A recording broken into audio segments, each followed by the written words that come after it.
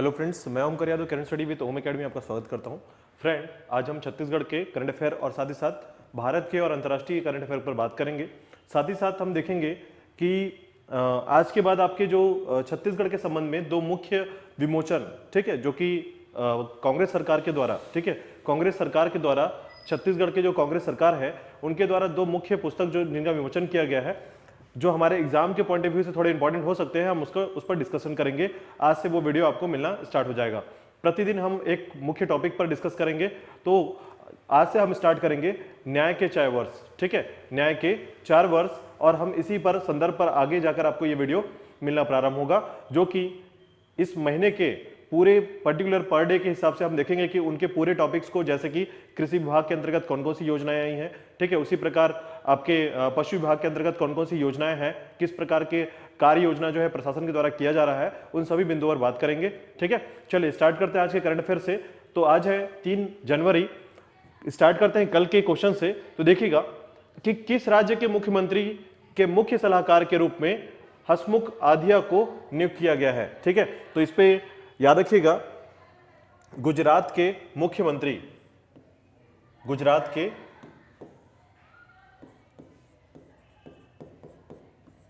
मुख्यमंत्री भूपेंद्र पटेल, याद रखिएगा, गुजरात के मुख्यमंत्री भूपेंद्र पटेल के मुख्य सलाहकार के रूप में, ठीक है, हसमुख आधिया को नियुक्त किया गया है, याद रखिएगा। चलिए स्टार्ट करते हैं छत्तीसगढ़ के क्रम पर। सबसे पहले तो देखिएगा, छत्तीसगढ़ के क्रम पर सबसे पहला है कि all India civil services power weight lifting प्रतियोगिता में किसका चयन किया गया है। तो इसमें नाम आता है राजकुमार पांडे। ठीक है, याद रखिएगा, राजकुमार पांडे। ठीक है, इनके बारे में देखिएगा विस्तार में कि अंतरराष्ट्रीय खिलाड़ी राजकुमार पांडे का चयन all India civil services power weight lifting प्रतियोगिता के लिए किया गया। ठीक है, और इसी तौर पर देखिएगा कि पांडे जो हैं ये वन विभागीय वाहन चालक कर्मचारी संघ छत्तीसगढ़ प्रदेश के अध्यक्ष भी है, और पूर्व में इनके द्वारा, ठीक है, 3 अंतरराष्ट्रीय 30 नेशनल गेम्स में भाग लिया गया, जिसमें कुल 64 मेडल इन्होंने प्राप्त किया है, 64 मेडल। ठीक है, याद रखिएगा, राजकुमार पांडे। चलिए नेक्स्ट देखिएगा कि महिला अधिकारों और रूढ़िवादी परंपराओं के विरोध में आंदोलन करने वाली सावित्रीबाई फुले का जन्म किस दिन हुआ है। ठीक है, तो इसमें आप बिल्कुल जानकारी होगा आपको कि 3 जनवरी को इसका जन्म हुआ है। इनका जन्म हुआ है 1831 में। ठीक है, इनके बारे में देखते हैं थोड़े से पॉइंट्स पर। ठीक है, तो विस्तार में देखिएगा कि इन्होंने 1848 में महाराष्ट्र के पुणे में देश के सबसे पहले बालिका स्कूल की स्थापना की थी। ठीक है, इन्होंने विधवा विवाह, छुआछूत का विरोध और दलित और महिलाओं की मुक्ति हेतु मिशन भी चलाए, और साथ ही साथ देखिएगा महिलाओं की सुरक्षा के लिए इन्होंने एक सेंटर की स्थापना की थी जिसका नाम था बाल हत्या प्रतिबंधक गृह।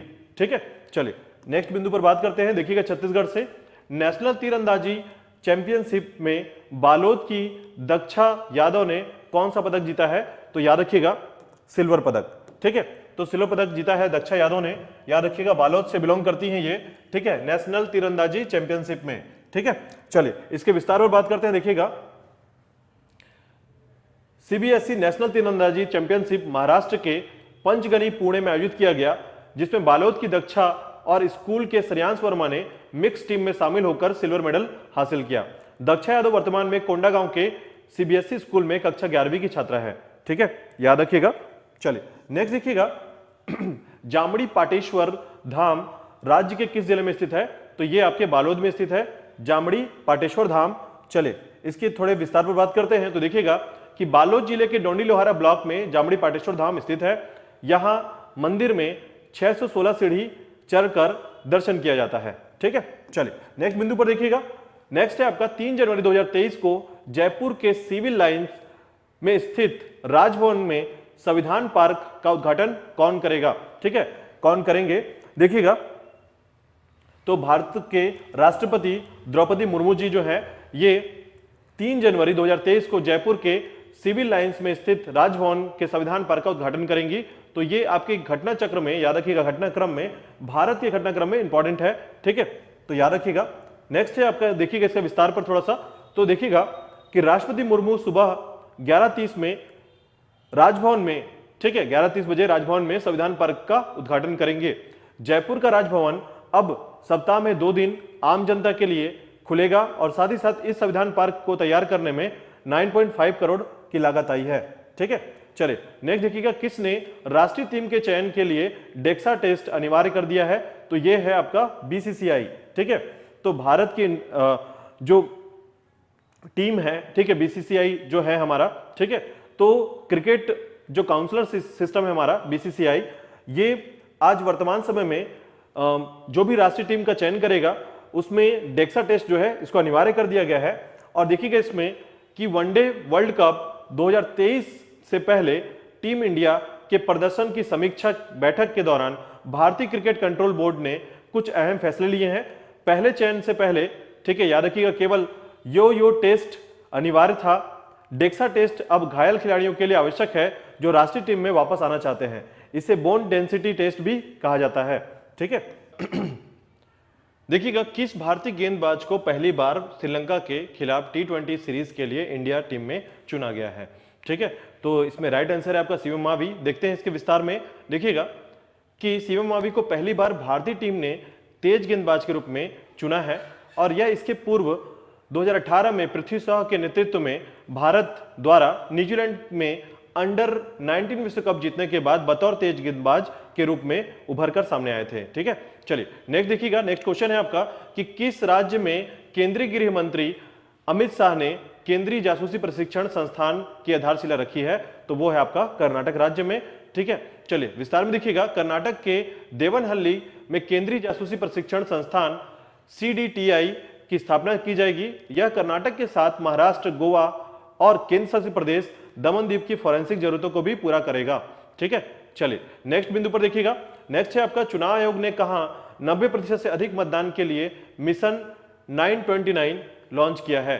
तो यह है आपका त्रिपुरा राज्य में। त्रिपुरा राज्य के निर्वाचन आयोग में यह मिशन लॉन्च किया गया है। देखिएगा कि चुनाव आयोग ने पूरे त्रिपुरा में 929 मतदान केंद्रों पर ध्यान केंद्रित कर रहा है। 2018 के विधानसभा चुनावों पर इन बूथों पर 89% से कम मतदान हुआ था। इस मिशन का उद्देश्य लोगों को आगामी विधानसभा चुनाव में मतदान करने के लिए जागरूक करना है। ठीक है, चलिए नेक्स्ट बिंदु पर देखिएगा, यहां से हम थोड़े अंतर्राष्ट्रीय स्तर पर बात करेंगे। तो देखिएगा 1 जनवरी को किसने यूरोप की सामान्य मुद्रा को अपनाया और सेंगेन क्षेत्र में शामिल हुआ? ठीक है, तो सेंगेन क्षेत्र पर देखिएगा क्रोएशिया ने अपनाया है यूरोपीय मुद्रा को, याद रखिएगा। देखिएगा क्रोएशिया ने यूरोप की सामान्य मुद्रा यूरो को अपनाया और 1 जनवरी को यूरोप के वीजा मुक्त यात्रा क्षेत्र में सेंगेन क्षेत्र में शामिल हो गया। क्रोएशिया वर्ष 2013 में यूरोपीय संघ में शामिल हुआ था। ठीक है, चलिए नेक्स्ट बिंदु पर देखिएगा, भारतीय वायुसेना की पश्चिमी कमान किसने संभाली है? तो पंकज मोहन सिन्हा ने, याद रखिएगा। देखिएगा एयर मार्शल पंकज मोहन ने भारतीय वायुसेना की पश्चिमी कमान संभाली है। पंकज ने 1 जनवरी 2023 को पदभार ग्रहण किया था। वह पुणे के राष्ट्रीय रक्षा अकादमी से स्नातक हैं और जून 1985 में एक लड़ाकू पायलट के रूप में भारतीय वायुसेना में शामिल हुए थे। ठीक है, चलिए नेक्स्ट देखिएगा, 1 जनवरी 2023 को कोरेगांव भीमा की लड़ाई की किस क्रम की वर्षगांठ मनाई गई? तो याद रखिएगा 205वीं वर्षगांठ मनाई गई है। ठीक है, देखिएगा कि 1 जनवरी को कोरेगांव भीमा की लड़ाई को 205वीं वर्षगांठ मनाई गई है और भीमा कोरेगांव की लड़ाई 1 जनवरी 1818 में पेशवा बाजीराव द्वितीय और ईस्ट इंडिया कंपनी के कप्तान FF स्टार्टन के नेतृत्व में ब्रिटिश सेना के बीच लड़ी गई थी। ठीक है, चलिए नेक्स्ट बिंदु पर देखते हैं, भारत के किस राज्य में विश्व का पहला विषरोधी केंद्र बनने जा रहा है? तो ये गुजरात में बनने जा रहा है। देखिएगा गुजरात में विश्व का पहला विषरोधी केंद्र बनने जा रहा है जिसमें सांप के जहर से दवा बनाई जाएगी और साथ ही साथ यह WHO की गाइडलाइन के तहत भारत में तैयार हो रहा है। यहां 3000 सांपों को रखने की मंजूरी मिली है। महाराष्ट्र, मध्य प्रदेश और राजस्थान में भी सांपों को लाया जाएगा। ठीक है, चलिए नेक्स्ट बिंदु पर देखिएगा, हाल ही में रविंद्र संगीत के किस प्रसिद्ध गायिका का निधन हुआ है? सुमित्रा सेन का निधन हो गया है। ठीक है, देखते हैं। देखिएगा कि इन्हें 2012 में पश्चिम बंगाल की सरकार द्वारा संगीत महासम्मान से सम्मानित किया गया। इनके द्वारा गाए गए मेघ बोलछे जाबो जाबो, तुम्हारी झालन लतारा, निर्जन जैसे सैकड़ों गीतों पर रविंद्र संगीत के प्रेमियों का मनोरंजन किया गया है। ठीक है, चलिए नेक्स्ट देखिएगा, यह है आपके के लिए क्वेश्चन, जिसमें वर्ष 2023 में किस देश में 8 सदस्यीय दल के एक साथ चंद्रमा पर जाएंगे, तो इसका आंसर कमेंट बॉक्स पर जरूर कीजिएगा। ठीक है, चलिए मिलते हैं कल नए करंट अफेयर के साथ। धन्यवाद।